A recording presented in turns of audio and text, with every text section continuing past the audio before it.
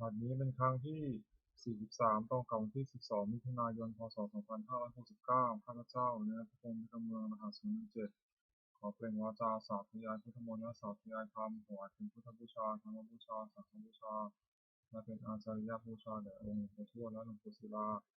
เทพเทวดาเจ้าทั้งหลายโปรดจงมาอนุโมทนาในการสวดสาธยายของข้าพเจ้านี้ขอขอบคุณพระรัตนตรัยครูบาอาจารย์เทพเทวดาทั้งหลายโปรดจงบันดาลให้จิตของข้าพเจ้าเป็นสมาธิอันควรแก่การสวดสาธยายมนต์ต่อไป อะระหังสัมมาสัมพุทโธภควาพุทธังภควันตังอภิวาเทมิสวากขาโตภควตาธัมโมธัมมังนัมสสามิสุปฏิปันโนภควโตสาวกสังโฆสังฆังนามามิบุโสชุมนุมเทวดาสมานตาจากกาวเรสวตระคัสสตุเทวตาสัทธมังมุนิราชสสะสุนตุสักขามุขทังสักเคกามิจารุเปคิริสิกขาตาเตจะกิเทวิมานิทิเตระเตจคามิตารุวนาคาเนเทนะวัตุมิเต อุมาจายตุเทวาชาลาสารวิสเมยขังคันธพานาคาติทิตาสัตเตยมุนิวารวาตนังสัตวมิสนันตุธรรมสวนากาโลอายุพันตาธรรมสวนากาโลอายุพันตาธรรมสวนากาโลอายุพันตาบทสวดนามกาสิริกถานโมตัสสะภะคะวะโตอะระหะโตสัมมาสัมพุทธัสสะนโมตัสสะภะคะวะโตอะระหะโตสัมมาสัมพุทธัสสะนโมตัสสะภะคะวะโตอะระหะโตสัมมาสัมพุทธัสสะ โอโสสัจจกิริยาคาถานาทิเมสารนังอัญญังพุทโธเมสารนังวรังเอเดนะสัจจาวเชนะโสทิเมหังตุสัพพทานาทิเมสารนังอัญญังธัมโมเมสารนังวรังเอเดนะสัจจาวเชนะโสทิเมหังตุสัพพทานาทิเมสารนังอัญญังสังโฆเมสารนังวรังเอเดนะสัจจาวเชนะโสทิเมหังตุสัพพทาบทสวดมหาสมัยสูตรเอวัมเมสตายกังสมัยยังภควาสัพเพสุวิหารติตาปิโลวัตุสมิงมหาวเนมหาตาภิกขุสังฆนาสัพพิมัตตมัตถิภิกขุสเรหิสัพเพวาระหะโตหิ ทัสสะหิจาโลกาตตุหิเทวตาเยปุยินาสัมมิติตาหุติภะคะวันตังทัสสะยะปิตุจักทัตถะโคจตุนังสทาวาสกายิกานังเทวานังเอกะโหติยังโคภควาสักขิสุวิหารติกะปิโลวัตุสมิงมหาวเนมหาตาภิกขุสังฆนะสัพพิมัจจามัตถิภิกขุสเรหิสัพเพเหวะอรหันเตหิทัสสะหิจาโลกาตตุหิเทวตาเยปุยินาสัมมิติตาหุติภะคะวันตังทัสสะยะปิตุสัจจะ ยานุนามายังปิเยนะภะคะวาเตนะปัสสะกามายามะปัสสะกามิตวาภะคะวะโตสัพเพปัสเสทาภาภาสายมติทัตโขตาเทวตาสายทัพพินามะภะวาปุริโสสัมมันติตังวาภหังสารยะภาษาริตังวาภหังสัมมิชยะเอวะเมวะสุทาวาเสสุเทวสุอัตตะระหิโตภะคะวะโตปุระโตปัจจุระหังสุทัตโขตาเทวตาภะคะวันตังอภิวาทิตวะเอกมัตตังอะทังสุเอกมัตตังทิฏฐาโขเอกาเทวตาภะคะวะโตสัพเพมหานามาสิกขาสัมปัญโยปวานะสมิง เทวกายาสมาคาตาคัตมาอิมังธรรมะสัมปยังทิตาเยวะปราชิตาสังคตินาตะขวปราเทวตาภะคะวะโตสันติมังคังอภัสเสตตาภะคะวะสมาธิหังสุขิตังอัตโนอุชกาภะทังสุสารถิวานิตันิตังหิตวานิพิยานิปฏิปฏิปาตินาตะขวปราเทวตาภะคะวะโตสันติมังคังอภัสเสเชตวะคีรังเชตวะบริคังทิคีรังโอหัสวะเมชาเตชะนันติสุขาวิมาลาจักขุตาสุขตาสุโสนันติ อาตโขปราเทวตาภะคะวะโตสันติมุขทังอัมมัสสิเยจิตังสารนังคตาเสนเตชะมิสัพพิยาภายุหิปายามะสังขยังเทวะกยังปริภุสัพพิติอาตโขภะคะวะภิกขุมัตเตสีเยปุยนาทิภเวทัสสะสุโลกาภตุสุเทวตาสันติตาหุติภาคตังทัสสะนิยภิกขุธรรมจักเยบิเตภิกขเวสุมติกามัทนานังโตสัมมาสัมพุทธาเตสัพพิภะคะวะตานังอิตาปรมาเยวะเทวตาสันติตาเหสงสัยตาภิเนตานัง เยปิเตภิกขเวภวิสันติอนาคตามัทนังอรหันโตสัมมาสัมพุทธาเตสัมภิภะวันตานังอิทัปปะมะเยวะเทวตาสันนิปติตาภวิสันติใสทัพพิมหิตาลหิตาภิสัมมิภิกขเวเทวะกายนามานิทิตายิสัมมิภิกขเวเทวะกายนามานิเตสิสัมมิภิกขเวเทวะกายนามานิทังสุนัตถาสารุกามนัสสิกรุธานาสิสัมมิติเอวัมเดวิโกเตวิโกภะคะวะโตปัสสะสุโขภะวะอิทัพพะวะตะ สิโลกะมนุกัสสามิยะถาภูมาปทัสสิตายิสิตาคิคัพพลังปหิตตาสมหิตาปุถุสิหวัตตาลินาโลมหังสาสัพพโนอัสสะธัมมสสะสุขาวิปัสสนานามุลาปิโยปัสสะเตธัมมาวุนิปิโยเตตโตอามิติสัทธาสาวกเทสัสเนรเตเทวกายาภิกันตาเตวิชนะตัมภโวเตจัตตะมะกะรุงสุตวาทุสาทัสนังเทสัพพะตุระหุยนังอามุสาทัสนังอเบเกตุตมะตะโกสังสังอัตถิเร สตังเอเกสาสานังอมนุสานมัสสุนัเปเกนะตามุตตะขุมิสาสัพพังพุตาหุตันตสัพพังอภิญญาวะวัคคิตวานาสุขุมาตโตอามิสัทธาสาวกเกสัสเนระเตเทวกายาภิกันตาเตวิชาตัมมิตโวเยวหังคิตันิสันนิพิรกินานุปัสโสสั สัตตสหัสสาวิยคาปุมากัปปิลวัตวายหิมโตทิมตวันนวโตยิสัสสิโนมัทมนาธิกรรมกุลสิกมังสัสสหัสสาหิมวตายขานุนตวันนิโนหิมโตทิมตวันนวโตยิสัสสิโนมัทมนาธิกรรมกุลสิกมังสัตตคิราติสหัสสายขานุนตวันนิโนหิมโตชุติมตวันนวโตยิสัสสิโนมัทมนาธิกรรมกุลสิกมังอิเชเตโสรัสสหัสสายขานุนตวันนิโนหิมโตชุติมตวันนวโตยิสัสสิโนมัทมนาธิกรรมกุลสิกมังเวสามิตาปัญจสตายขานาตวันนิโนหิมโตชุติมตวันนวโตยิสัสสิโนมัทมนาธิกรรมกุลสิกมังภูมิโตราชาทิโกเวปุรสานิเวสนังวิญโยนังสัตตสหัสสามิยขานังมุนิปัสสติภูมิโตราชาทิโกสัพพะสัมมิมังภูริมันจัติสังราชาทิสารโถปัสสติกังพัฒนาติปิมหาราชายิสัสสิโสปัสสะสังโฆธรรมนามหัตถะลาอิติมันโตชุติมตวันนวโตยิสัสสิโนมัทมนาธิกรรมกุลสิกมังทักขิยัญจัติสังราชาวิรุณโหตปัสสุติภูมิมัทนาธิปติมหาราชายิสัสสิโสปัสสะสัพพะโวอินทมานามหัตถะลาอิติมันโตชุติมตวันนวโตยิสัสสิโนมัทมนาธิกรรมกุลสิกมังปัจฉิมจักรที่สังราชาลูกประกอบภาษาสนินาคณาที่ปฏิมาราชายิสัสสะพุทธปิฎกสัพพะโวอินทมานามหาภลายคิมโตชุติมตวันนาวโตยิสัสสิโนมัทมนาธิกรรมปุณณสุนุนังตรัญจักรที่สังราชาคุเวโรตปัสสะสติยาคานาที่ปฏิมาราชายิสัสสะพุทธปิฎกสัพพะโวอินทมานามหาภลายคิมโตชุติมตวันนาวโตยิสัสสิโนมัทมนาธิกรรมปุณณสุนุนังปุริมาที่สามพุทธารัตโถทิเทนาวุหังโอปัจฉิมินารูปะเขาคุเวโรทั้งที่สามสัตตาโลเตมหาราชาสมันตาจตุโรทิสาตัสสะนัมมนาทัสสุนิจตุโรเทเวเตสามัญญาวินัสสะอาคูจัติกาสัทธามายาติเตคุเวเตคุวิจาวิคุโตสะทัตโนกัมมาเสโสสัตติวิสันนิมิจักปนาโตปมัจโยจักเนวสุโตสมาตริจิตตเสโนจักันทัพโพนาวาชาสุโนสัพโพ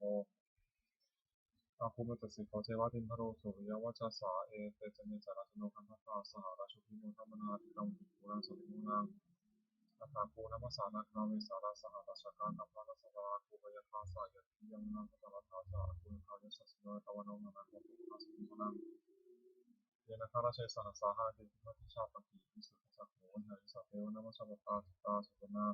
อิติเตสานามังอภัยตถานาคาราชานามัสสิสุพันโตเทวนาคาสิโตสานาหิวัตหิภวหายตานาคาสุปนาสารนามกังสุทังทิตาวชิระหัตถินังสมุทังอสุรพิตาทัตตารวสาวเสเตอิติมโตยสัสสิโนกัลังกัจฉามาวิสมาสุราภามิตัสสะเอปัสสติสุติปิจาปหารโทนุทิสาสุขตาภริปุตนาสเทโรธนามตาสเวตัวพระสินัง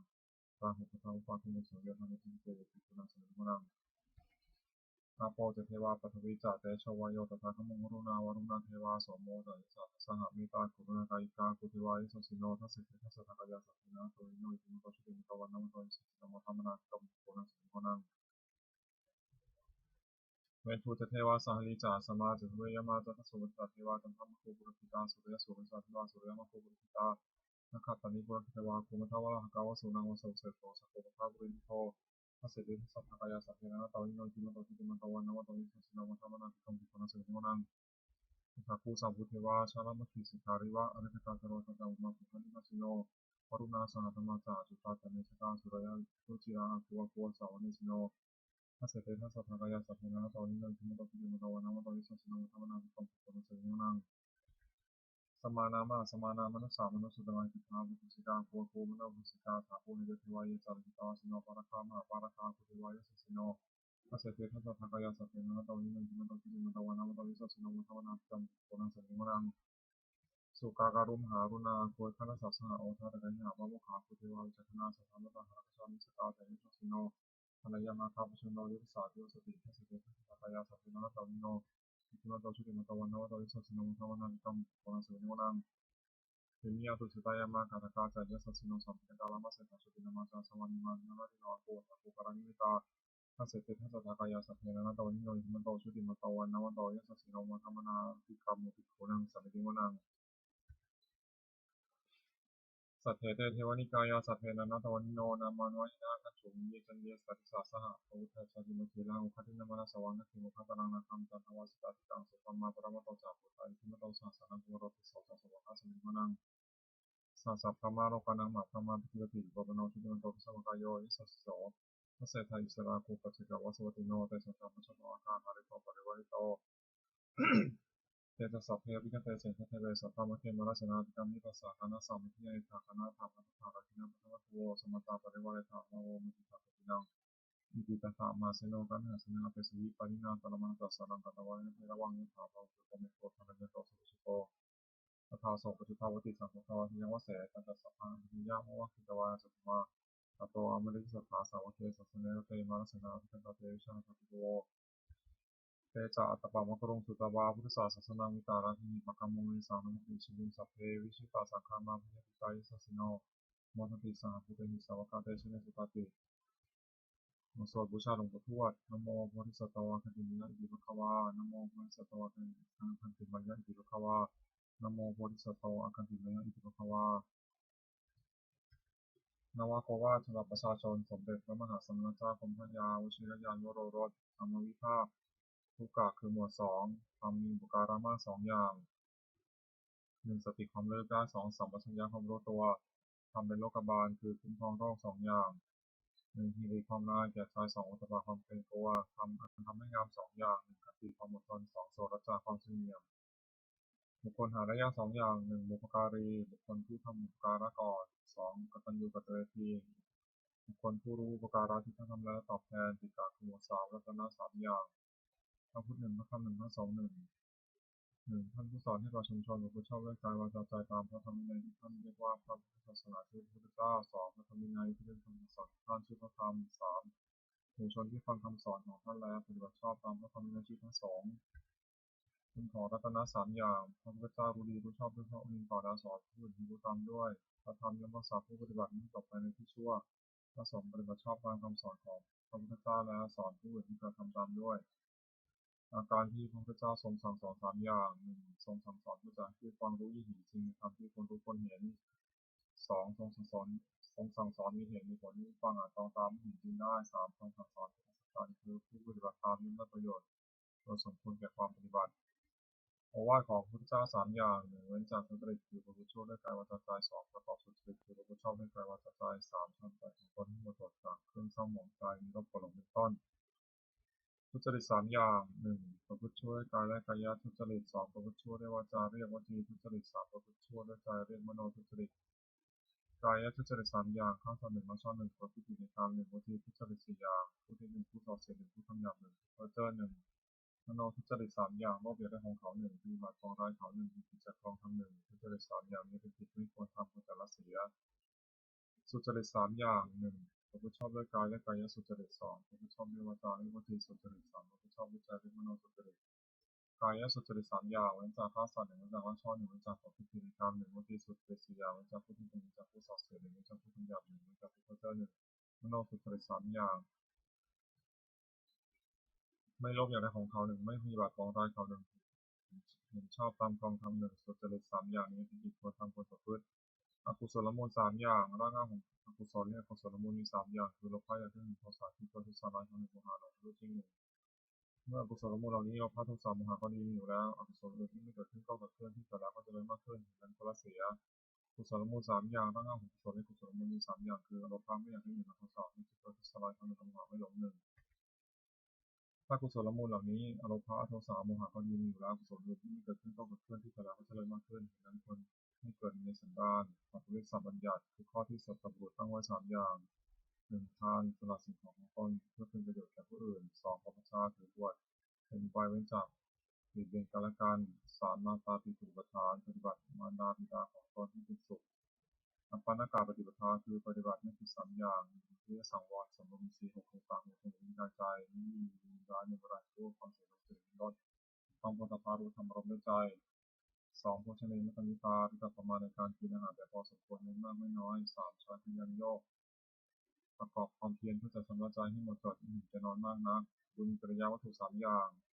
สิ่งเป็นที่ตั้งแห่งการบำเพ็ญบุญด้วยบุญกิริยาวัตถุโดยย่อมมีสามอย่างทานามัยมุสลิมการบริจาคทานสองศีลไมยมุสลิมการรักษาศีลสามภาวนาไมยมุสลิมการเจริญภาวนาสามมีลักษณะสามอย่างลักษณะที่เสมอกันแก่สังขารทั้งปวงเลขสามมีลักษณะใจแล้วก็เรียนแก่ที่สามอย่างหนึ่งอนิจจตาความเป็นของไม่เที่ยงสองสุขตาความทุกข์สามอนัตตาความเป็นของไม่ใช่ตนสัจจุกะคือหมวดสี่วุฒิคือธรรมเป็นเครื่องเจริญสี่อย่างหนึ่งสัพพุริสังเสวะพบท่านที่เป็นชอบด้วยกายวาจาใจที่เรียกว่าสัตบุรุษสองสัตติมัสวนะฟังคำสอนท่านเป็นเคารพสามเป็นโสมนัสิกาถูกต้องที่รู้จักถึงดีหรือชั่วโดยวัดที่ชอบสี่ธรรมานุธรรมะปฏิปติประพฤติธรรมสมควรแก่ธรรมซึ่งได้ตองเห็นแล้วจากสี่ 1. ปฏิบัติเพศสวาสารอยู่ในประเทศอันสมควร 2. สัมปริสุขสัญญาครบสมบูรณ์ 3. มหาสมาธิตั้งตนไม่ชอบ 4. บุพเพกตเมตตาความเป็นผู้ได้ทำความดีไม่ได้ปางก่อนทำ4 อย่างนี้ดุจล้อรถนำไปสู่ความเจริญอคติ 4. 1. มีเพราะรักใคร่การเล่นฉันทคติ 2. มีเพราะไม่ชอบการเล่นโทสะคติ 3. เรามีเพราะข่าวเรียกโมหคติ 4. เรามีเพราะโกเรียกพยาคติอคติ 4 ประการนี้ไม่ควรประพฤติอันตรายของภิกษุสามเณรผู้บวชใหม่4 อย่าง 1. อดทนต่อคำสอนไม่ได้คือเบื่อต่อคำสั่งสอนที่เกียจคำสาป 2. เป็นคนเห็นแก่ปากแก่ท้องทำความอยากไม่ได้ 3. เพื่อเพลินในกรรมคุณอยากได้สมยิ่งขึ้นไป 4. รักผู้หญิงภิกษุสามเณรผู้หวังความเจริญแก่ตนควรระวังอย่าให้อันตราย4 อย่างนี้มีได้ประทานคือความเพียร4 อย่าง 1. สังวรประทานเพียรระวังไม่ให้บาปเกิดขึ้นในสันดาน 2. ปหานประทานเพียรละบาปที่เกิดขึ้นแล้ว 3. ภาวนาประทานเพียรให้กุศลเกิดขึ้นในสันดาน 4. อนุรักษณาประทานที่รักษากุศลที่เกิดขึ้นแล้วไม่เสื่อมความเพียร4 อย่างนี้เป็นความเพียรชอบควรประกอบให้มีในตนอธิษฐานธรรมคือธรรมที่ควรตั้งไว้ในใจ4 อย่าง 1. ปัญญารอบรู้สิ่งที่ควรรู้ 2. สัจจะความจริงใจคือประพฤติสิ่งใดก็ให้ได้จริง 3. จาคะสละสิ่งที่ยิ่งข้าศึกคือความจริงใจ 4. อุปสมะสงบใจจากสิ่งที่ยิ่งข้าศึกคือความสงบอิทธิบาทคือคุณเครื่องให้สำเร็จความประสงค์4 อย่าง 1. ฉันทะความใจรักใคร่ในสิ่งนั้น 2. วิริยะจึงประกอบสิ่งนั้น 3. จิตตะเอาใจฝักใฝ่ในสิ่งนั้นไม่วางทุรัง 4. วิมังสามันติดจองพิจารณาเหตุผลในสิ่งนั้นคุณ4 อย่างนี้มีบริบูรณ์แล้วเอาชนะบุคคลให้ถึงสิ่งที่ต้องประสงค์ซึ่งอย่าวิสัยคนทำความไม่ประมาทในที่สีสถาน 1. ในการละกายทุจริตประพฤติกายสุจริต 2. ในการละวจีทุจริตประพฤติวจีสุจริต 3. ในการละมโนทุจริตประพฤติมโนสุจริต 4. ในการละความเห็นผิดทำความเห็นไม่ถูกอีกอย่างหนึ่ง 1. ระวังใจไม่ให้กำหนัดในอารมณ์เป็นที่ตั้งแห่งความกำหนัด 2. ระวังใจไม่ให้ขัดเคืองในอารมณ์เป็นที่ตั้งแห่งความขัดเคือง 3. ระวังใจไม่ให้หลงในอารมณ์เป็นที่ตั้งแห่งความหลง 4. ระวังใจไม่ให้มัวเมาในอารมณ์เป็นที่ตั้งแห่งความมัวเมาปาริสุทธิศีล 4. 1. ปฏิโมกขสังวรสำรวมในพระปฏิโมกข์เป็นข้อที่พระพุทธเจ้าห้ามทำตามข้อที่พระองค์อนุญาต 2. อินทรียสังวรสำรวมอินทรีย์ 6 คือตาหูจมูกลิ้นกายใจไม่ให้มีวิญญาณในบรรดาทุกข์ความสุขสิ่งลดถึงความบริสุทธิ์รู้ทำรมด้วยใจ 3. อาชีวะปริสุทธิเลี้ยงชีวิตโดยคนที่ชอบไม่หลอกลวงเขาเลี้ยงชีวิต 4. ปัจจยปัจจเวคขณะพิจารณาเสียก่อนจึงบริโภคปัจจัย 4 คือจีวรมิถบาทเสนาสนะและเป็นสัตว์ในบริโภคมีปัญหาอารักขกรรมฐาน 4. 1. พุทธานุสติและถึงคุณพระพุทธเจ้าที่มีในพระองค์ได้ทรงเพื่อคุณแก่ผู้อื่น 2. เมตตาแผ่ในคือจิตที่จะให้สังคมเป็นสุขหน้า 3. บุษภาพิจารณาร่างกายตนและผู้อื่นให้เห็นเป็นงาม 4. มรณสติที่ถึงความตายจะมีแก่ตนกรรมฐาน 4 อย่างนี้ควรเจริญเป็นนิจพรหมวิหาร 4. 1. เมตตาความรักใคร่ปรารถนาจะให้มีสุข 2. กรุณาความสงสารคือจะช่วยคนทุกข์ 3. มุทิตาความพอยินดีเมื่อผู้อื่นได้ดี 4. อุเบกขาความวางเฉยไม่ดีใจไม่เสียใจเมื่อผู้อื่นมีความวิบัติ 4 อย่างนี้เป็นเครื่องอยู่ของท่านผู้ใหญ่สติปัฏฐาน 4. 1. กายานุปัสสนา 2. เวทนานุปัสสนา 3. จิตตานุปัสสนา 4. ธรรมานุปัสสนาโดยกำหนดพิจารณากายเป็นอารมณ์ว่ากายนี้สังขารไม่ใช่สัตว์บุคคลตัวเราเขาเรียกกายานุปัสสนาสติกำหนดพิจารณาเวทนาคือสุขทุกข์ไม่ทุกข์ไม่สุขเป็นอารมณ์ว่าเวทนานี้ก็สังว่าเวทนาไม่ใช่สัตว์บุคคลตัวเราเขาเรียกเวทนานุปัสสนาสติกำหนดพิจารณาใจที่เศร้าหมองในของข้าเป็นอารมณ์ว่าใจนี้สังว่าใจไม่ใช่สัตว์บุคคลตัวเราเขาเรียกจิตตานุปัสสนาสติกำหนดพิจารณาธรรมที่มีกุศลหรือกุศลที่มันเกิดกับใจเป็นอารมณ์ว่าธรรมนี้ก็สัจธรรมไม่ใช่สัตว์บุคคลตัวตนเราเขาเรียกธรรมานุปัสสนาธาตุกรรมฐาน 4. ธาตุสี่คือธาตุดินเรียกปฐวีธาตุธาตุน้ำเรียกอาโปธาตุธาตุไฟเรียกเตโชธาตุธาตุลมเรียกวายุธาตุ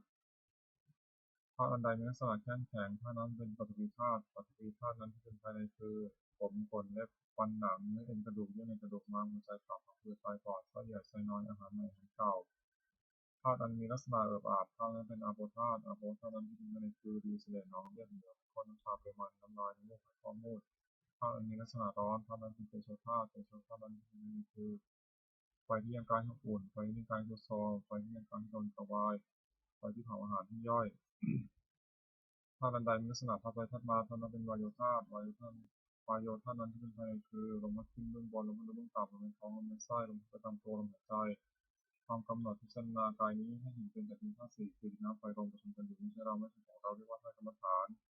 อริยสัจ 4. 1. ทุกข์ 2. สมุทัยคือเหตุที่ทุกข์เกิด 3. นิโรธความดับทุกข์ 4. มรรคคือข้อปฏิบัติที่คือความดับทุกข์ความไม่สบายกายไม่สบายใจได้ชื่อว่าทุกข์เพราะเป็นของตนไม่ยากปัญหาคือความทะยานอยากได้ชื่อว่าสมุทัยเพราะเป็นเหตุให้ทุกข์เกิดปัญหานั้นมีประเภทเป็น3คือปัญหาความอยากในอารมณ์ที่น่ารักใคร่เรียกว่ากามตัณหาอย่างหนึ่งปัญหาความอยากในโน่นนี่เรียกว่าภวตัณหาอย่างหนึ่ง ปัญหาความอยากไม่ความปัญหาความอยากไม่เป็นโน่นเป็นนี่เรียกว่าวิภวตัณหาอย่างหนึ่งความดับปัญหาได้สิ้นเชิงทุกข์ดับไปหมดในช่วงนิโรธความดับทุกข์ปัญญาเห็นชอบว่าสิ่งนี้ทุกข์สิ่งนี้เป็นเหตุให้ทุกข์เกิดสิ่งนี้ทางให้ถึงความดับทุกข์สิ่งในชื่อว่ามรรคเพราะเป็นข้อปฏิบัติให้ถึงความดับทุกข์มรรคนั้นมีองค์แปดประการคือปัญญาเห็นชอบหนึ่งสติชอบหนึ่งเจตนาชอบหนึ่งทำการงานชอบหนึ่งเลี้ยงชีวิตชอบหนึ่งทำความเพียรชอบหนึ่งตั้งสติชอบหนึ่งตั้งใจชอบหนึ่งปัญจกาขมวดห้าอนันตริยกรรมห้าหนึ่งมาตุฆาตฆ่ามารดาสองพิฆาตฆ่าบิดาสามอรหันตฆาตฆ่าพระอรหันต์สี่โลหิตตัวบาททำร้ายพระพุทธเจ้าจนถึงยังพระองค์ที่นอกขึ้นไปห้าสังฆเพศยังส่งให้แตกจากการกรรมห้าอย่างนี้เป็นบาปหนักอันหนักที่สุดห้ามสวรรค์ห้ามนิพพานตั้งมีฐานประชิตของผู้ถือพระพุทธศาสนาห้ามไม่ทำเด็ดขาดอภินหาปัจเจเวกห้าหนึ่งคนพิจารณาทุกวันว่าเรามีความแก่เป็นธรรมดาไม่รู้พ้นความแก่ไปได้สองคนพิจารณาทุกวันว่าเรามีความเจ็บเป็นธรรมดาไม่รวมพ้นความเจ็บไปได้สามคนพิจารณาทุกวันว่าเรามีความตายเป็นธรรมดาไม่รวมพ้นความตายไปได้สี่คนพิจารณาทุกวันว่าเราจะต้องพ้นธาตุสังขารของตนทั้งสิ้นห้าคนพิจารณาทุกวันว่าเรามีกรรมของตัวเราทำดีจากดีทำชั่วจากชั่วเนสาชาติคณะธรรมจะทำความกล้าหาญห้าอย่างศรัทธาเชื่อสองศีลสักกายวาจาเรียบร้อยสามพหุสัตตะความเป็นผู้ศึกษามากสี่วิริยรัมภะปารบความเพียรห้าปัญญารอบรู้ถึงควรรู้องค์แห่งที่สมัยห้าอย่างหนึ่งสำรวมในทรัพย์ที่โง่เป็นข้อที่พระพุทธเจ้าห้ามทำตามข้อที่พระองค์ทำตามข้อที่ทรงอนุญาตสองสำรวมในสี่คือระวังตาของสมุนกายใจไม่ให้ยินดีร้ายครอบงำได้ในเวลาเห็นรูปด้วยในตาเป็นต้นสามความเป็นคนไม่กระเริกเฮฮาสี่อยู่ในเสนาสนะสงัดห้ามีความเห็นชอบที่สมัยคนตั้งเลยทำห้าอย่างนี้องค์แห่งธรรมกถึกคือนักเทศห้าอย่างหนึ่งแสดงธรรมไปโดยลำดับไม่ตัดละที่ขาดความสองอ้างเหตุผลแนะนำให้ผู้ฟังเข้าใจสามตั้งจิตเมตตาปรารถนาให้เป็นประโยชน์แก่ผู้ฟังสี่ไม่แสดงธรรมให้เห็นแก่ลาภห้าไม่แสดงธรรมกระทบตนและผู้อื่นหรือว่ามีตนเสียดสีผู้อื่นภิกษุผู้ได้ธรรมะกถึกพึงตั้งองค์ห้าอย่างนี้ไว้ในตนธรรมะสวนาที่สองคืออานิสงส์การฟังธรรมห้าอย่างหนึ่งผู้ฟังธรรมย่อมได้ฟังสิ่งที่ไม่เคยฟังสองสิ่งใดที่เคยฟังแล้วแต่ไม่เข้าใจชัดย่อมเข้าใจสิ่งนั้นชัดสามบรรเทาความสงสัยเสียได้สี่ทำความเห็นถูกต้องได้ห้าจิตผู้ฟังย่อมผ่องใสพละคือทำเป็นกำลังห้าอย่างหนึ่งศรัทธาความเชื่อสองวิริยะความเพียรสามสติความรู้ได้สี่สมาธิความตั้งใจมั่นห้าปัญญาความรอบรู้สี่ห้าเขาเรียกว่าเป็นใหญ่ในจิตของตนนิวรณ์ห้าทำมันกั้นจิตไม่ให้รู้ความดีเรียกว่านิวรณ์ห้าอย่างความใจรักใคร่ในอารมณ์ที่ชอบใจนี้ก็เป็นต้นเรียกกรรมฉันทะสองปองร้ายผู้อื่นเรียกพยาบาทสามความที่จิตหูและเคลิบเคลิ้มในเสียงนิทานสี่ฟุ้งซ่านและรำคาญในบุตรของบุตรจากห้าอนาเวไม่ตกลงได้เรียกเป็นจิตสาขันธ์ห้ากายกับใจนี้แบ่งออกเป็นห้ากองเลขขันธ์ห้าหนึ่งรูปสองเวทนาสามสัญญาสี่สังขารห้าวิญญาณห้าสี่คือดินน้ำไฟลมประชุมกันเป็นกายนี้เรียกว่ารูปความรู้สึกอารมณ์ว่าเป็นสุขคือสบายกายสบายใจหรือเป็นทุกข์คือไม่สบายกายไม่สบายใจเฉยๆคือไม่ทุกข์ไม่สุขคือเวทนาความจำได้ไม่รู้คือจำรูปเสียงกลิ่นรสผลิภัณฑ์อารมณ์ที่เกิดกับใจได้เรียกว่าสัญญาเจตสิกธรรมคืออารมณ์ที่เกิดกับใจเป็นส่วนที่เป็นกุศลมีส่วนชั่วเรียกอกุศลมีส่วนกลางๆไม่ดีไม่ชั่วเรียกอภิญญาคือเรียกว่าสังขารความรู้อารมณ์ในเวลาเมื่อรูปมากระทบตาเป็นต้นเรียกว่าวิญญาณขันธ์ห้านี้ย่อมเรียกว่านามรูปเวทนาสัญญาสังขารวิญญาณรวมเข้าเป็นนามรูปโคเป็นรูปสักกะคือหมวดหกคารวะหกอย่างคารวะ ความเอื้อเฟื้อในพระพุทธเจ้าหนึ่งในพระธรรมหนึ่งในพระสงฆ์หนึ่งในความศึกษาหนึ่งในความไม่ประมาทหนึ่งในปฏิสันฐานคือต้อนรับอาศัยหนึ่งภิกษุควรทำคารวะหกประการนี้สารณียธรรมหกอย่างทำที่เป็นที่ตั้งแห่งความให้ระลึกถึงเรียกสารณียธรรมหกอย่างคือหนึ่งเข้าไปตั้งกายกรรมประกอบด้วยเมตตาในเพื่อนภิกษุสามเณรทั้งต่อหน้าและรับหลังคือช่วยคนฝ่ายกิจธุระของเพื่อนการด้วยกายมีพยาบาลที่สุขค่าเป็นต้นด้วยจิตเมตตาสองเข้าไปตั้งวจีกรรมประกอบด้วยเมตตาในเพื่อนภิกษุสามเณรทั้งต่อหน้าและรับหลังคือช่วยขนฝ่ายในกิจธุระของเพื่อนการด้วยวาจาเช่นกล่าวสั่งสอนเป็นต้นด้วยจิตเมตตาสามเข้าไปตั้งมโนกรรมประกอบด้วยเมตตาในเพื่อนภิกษุสามเณรทั้งต่อหน้าและรับหลังคือที่จะสิ่งที่เป็นประโยชน์แก่เพื่อนการสี่แบ่งปันลาภที่ตนได้มาแล้วโดยชอบธรรมให้แก่เพื่อนภิกษุสามเณรไม่หวงไว้โดยพวกสมมติผู้เดียวห้ารักษาศีลบริสุทธิ์เสมอกันกับเพื่อนภิกษุสามเณรอื่นๆไม่ทำตนให้เป็นที่รังเกียจของผู้อื่นหก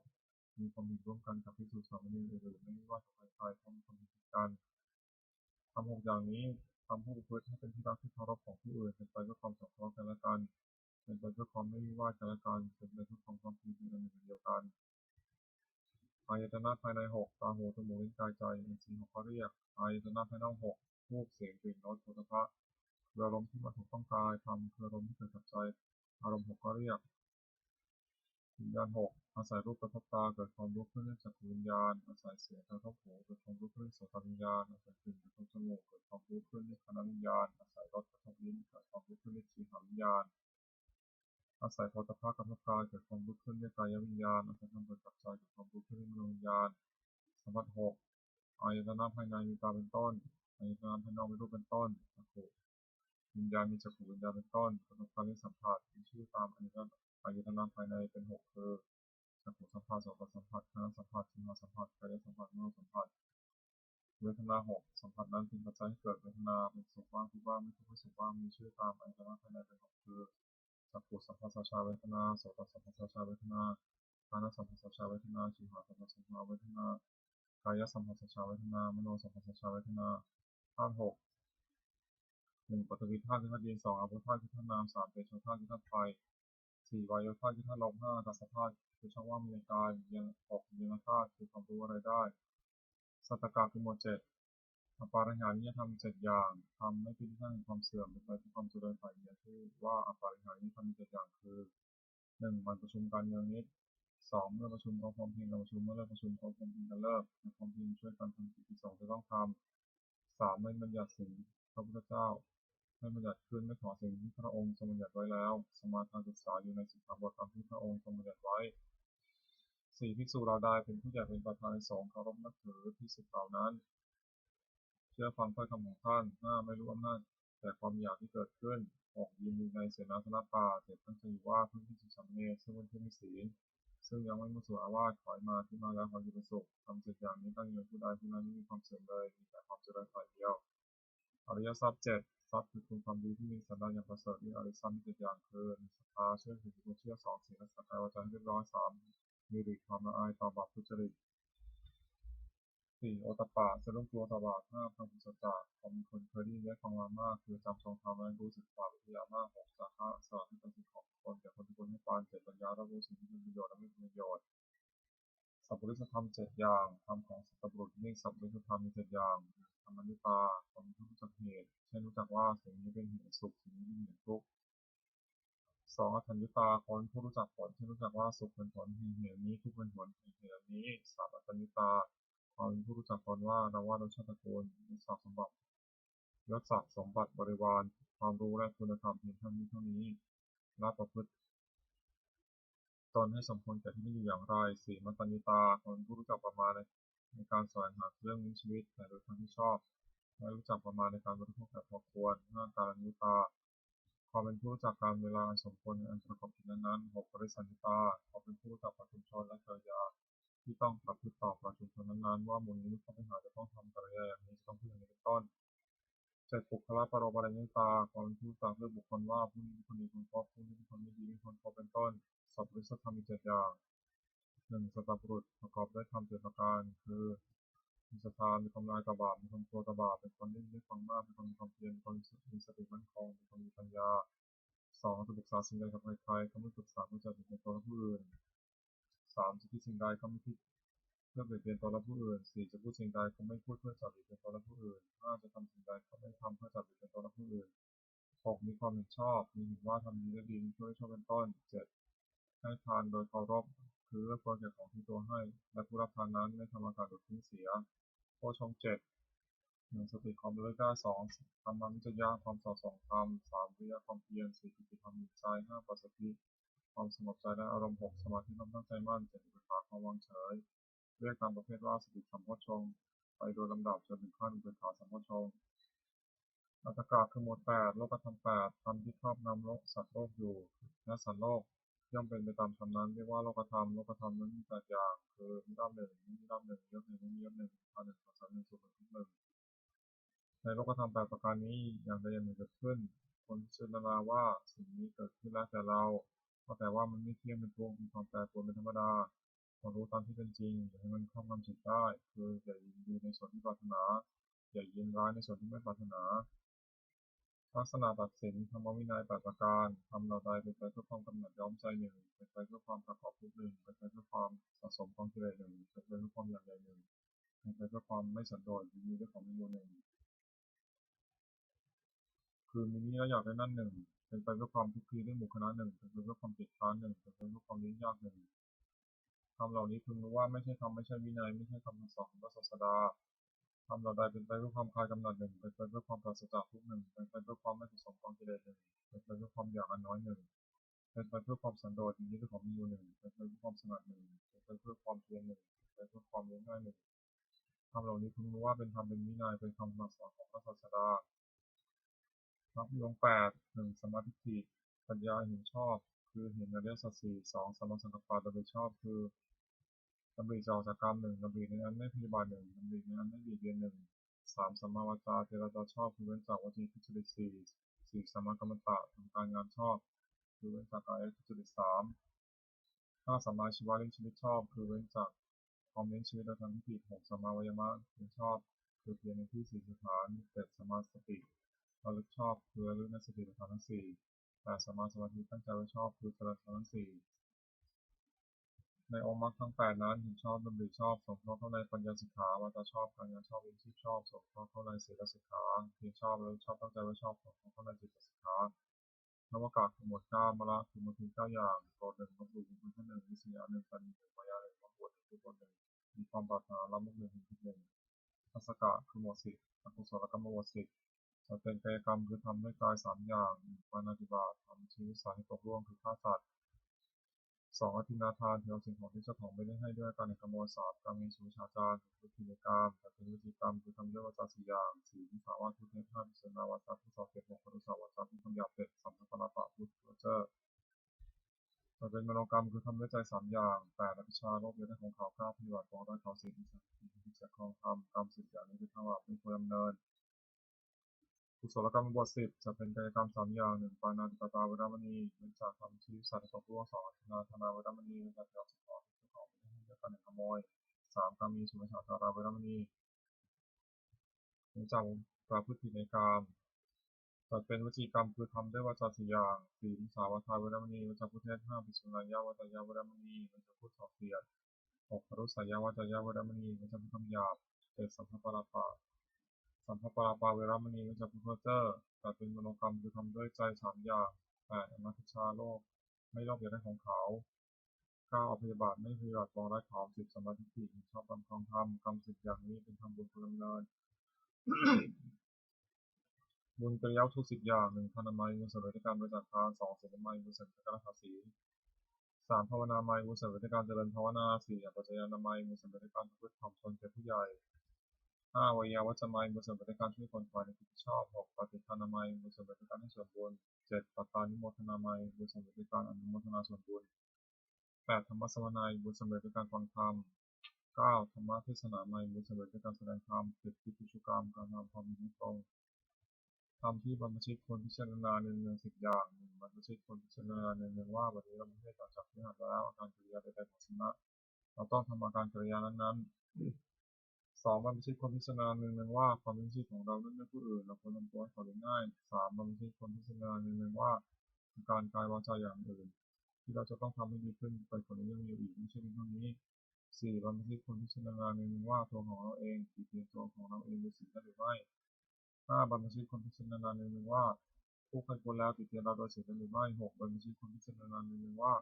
เราจะต้องพัดพลาดจากของเราของชอบใจทั้งนั้นเจ็ด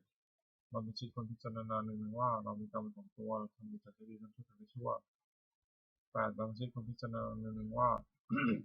มันคือล่วงไปวันนี้เราทำอะไรอยู่เก้าบรรพชิตควรพิจารณาในเนืองว่าเรายินดีในที่สงัดหรือไม่สิบบรรพชิตควรพิจารณาในเนืองว่าคุณวิสัยของเรามีอยู่หรือไม่ที่จะให้เราไม่เป็นผู้เก้อเขินในเวลาที่บรรพชิตถามในการภายหลังนาถากรณธรรมคือทำที่พึ่งสิบอย่างหนึ่งศีลรักษากายวาจาให้เรียบร้อยสองทำสัจจะความเป็นผู้ได้สดับจับฟังมากสามกัลยาณมิตรตาความเป็นผู้มีเพื่อนดีงามสี่สวัสดิตาความเป็นผู้ว่าง่ายสอนง่ายห้ามีกรณียสุทัคคตาความขยันเอาใจใส่ในกิจวัตรของเพื่อนภิกษุสามเณรหกธรรมะธรรมตาความใคร่ในความชอบเจ็ดวิริยะ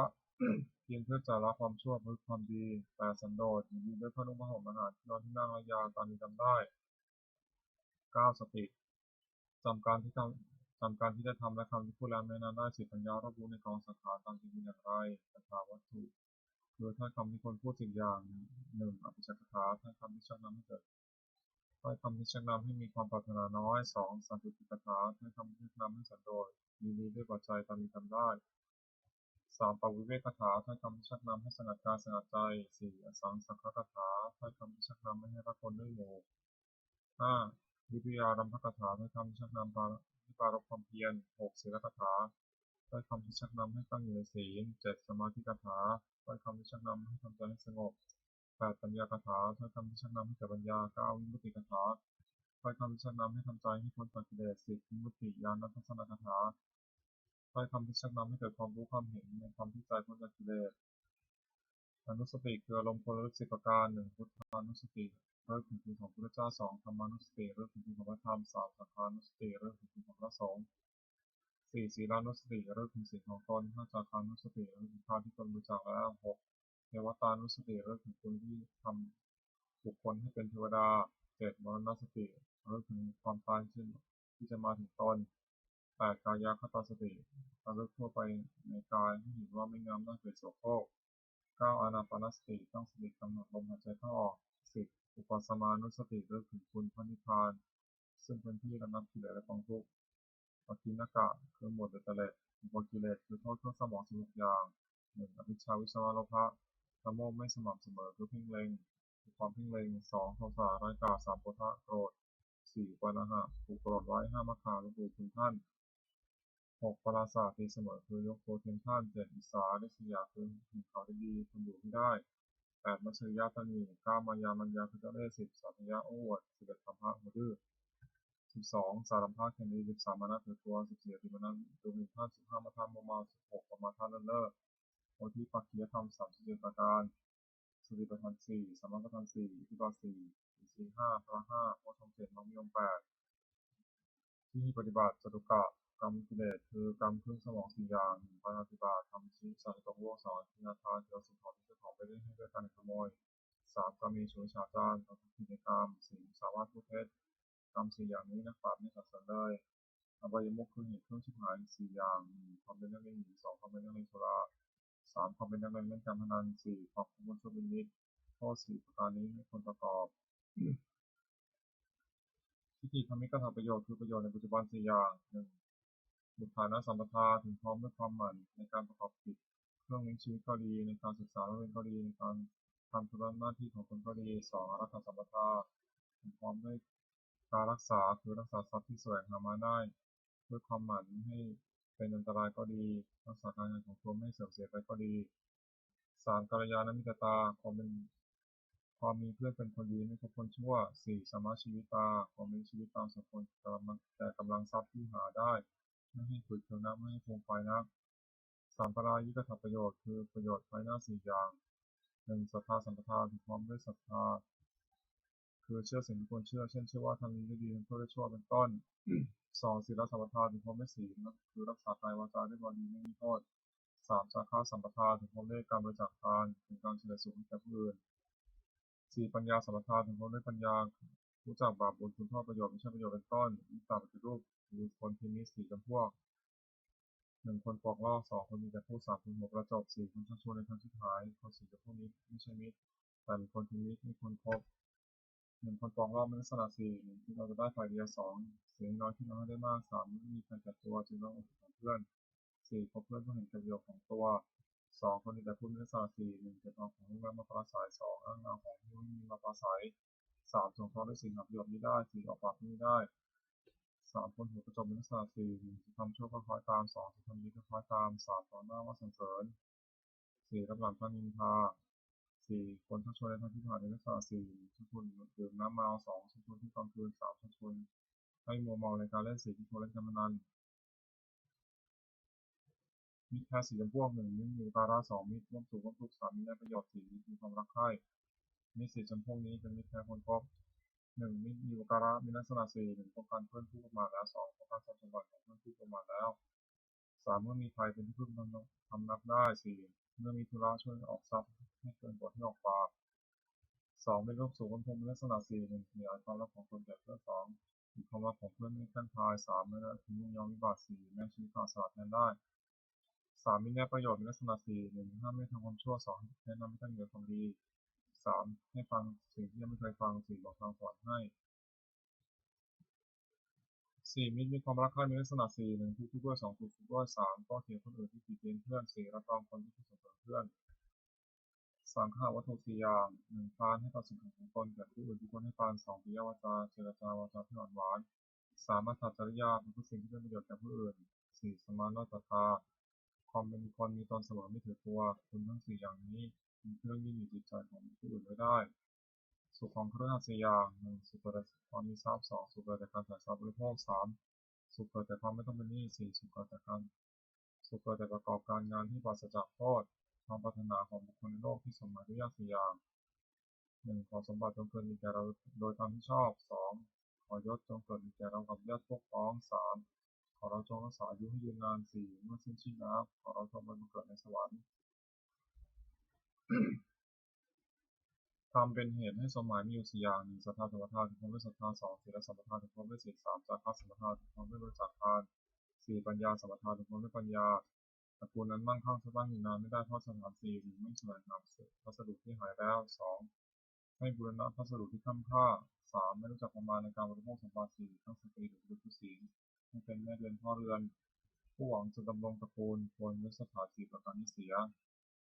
ธรรมของคฤหัสถ์4 1สัจจะสัตย์ซื่อกิจการ2ธรรมะรู้จักผลของโทสะทั้ง4คน4จาคะสละให้กับสิ่งของทุกคนทุกคนให้ปันปัญจกะประโยชน์เกิดแต่การถือโภคทรัพย์5อย่าง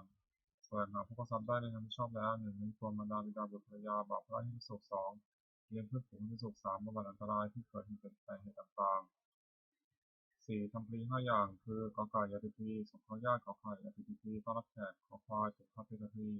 ทำบุญที่ผู้ตายสองงูราชพีถวายเป็นหลวงมีภาษีกรในต้นจอจานเทวตาพีทำบุญอุทิศให้เทวดา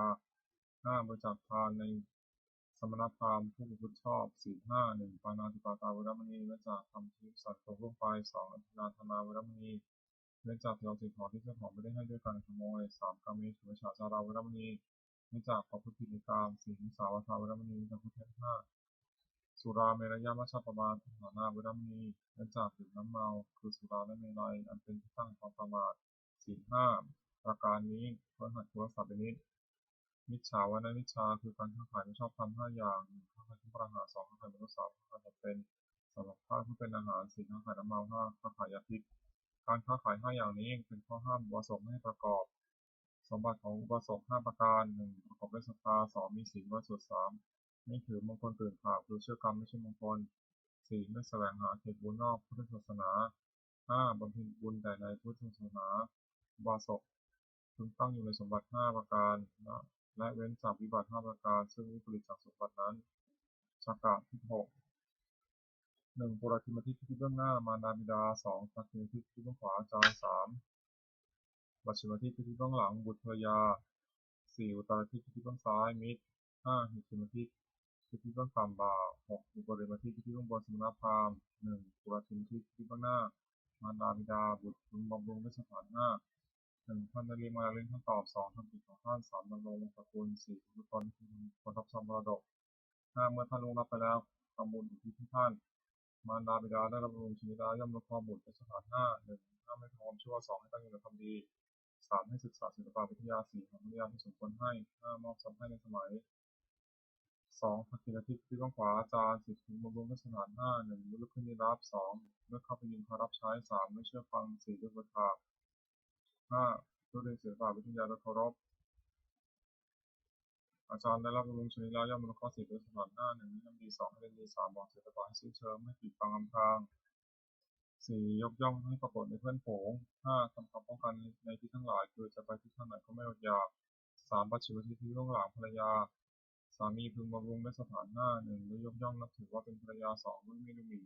3ด้วยไม่ประพฤติร่วมใจ4ด้วยมอบความเป็นใหญ่ให้5ด้วยให้เครื่องถึงตัวภรรยาได้รับบำรุงชนิดแล้วย่อมรับข้อสามีด้วยสถาน5 1จัดการงานดี2สงเคราะห์คนข้างเคียงของผัวดี3ไม่ถูกพึ่งร่วมใจผัว4รักษาทรัพย์ที่ผัวหามาได้ไว้5ขยันไม่เกียจคร้านในกิจการทั้งปวง4อุตริภิที่เบื้องซ้ายมิตรกลบุตรพึงบำรุงด้วยสถาน5 1ด้วยให้การ2ด้วยเจรจาถ้อยคำไพเราะ3ด้วยผลประโยชน์4ด้วยความเป็นผู้มีตนเสมอ5ที่ไม่แกล้งกล่าวให้พลาดจากความเป็นจริงมิตรได้รับบำรุงชนิดแล้วย่อมรับข้อกลบุตรด้วยสถาน5 1รักษามิตรผู้ประมาทแล้ว2รักษาทรัพย์ของมิตรผู้ประมาทแล้ว3 เมื่อมีใครออกเป็นที่พึ่งพำนักได้ 4. ไม่ละทิ้งยอมวิบัติ 5. นั่นคือตลอดถึงวงของมิตร 5. เหตุกิจที่ต้องตามบาป นายคือบำรุงด้วยสถาน 5. 1. ด้วยจัดการงานให้ทำตามสมควรแก่กำลัง 2. ด้วยให้อาหารและรางวัล 3. ด้วยรักษาพยาบาลในวันเจ็บไข้ 4. ด้วยแจกของมีตั้งแต่ประหลาดให้กิน 5. ด้วยปล่อยในสมัยบ่าวได้รับบำรุงชีวิตแล้วย่อมอนุเคราะห์นายด้วยสถาน 5. 1. ลุกขึ้นทำการงานก่อนนาย 2. เลิกการงานทีหลังนาย 3. ถือเอาแต่ของที่นายให้ 4. ทำการงานให้ดีขึ้น 5. นำคุณของนายไปสรรเสริญในที่นั้นๆ 6. อุปเรนทิที่องค์กรสมณพราหมณ์ประบุตรคุณบำรุงด้วยสถาน 5. 1. ด้วยกายกรรมคือทำอะไรประกอบด้วยเมตตา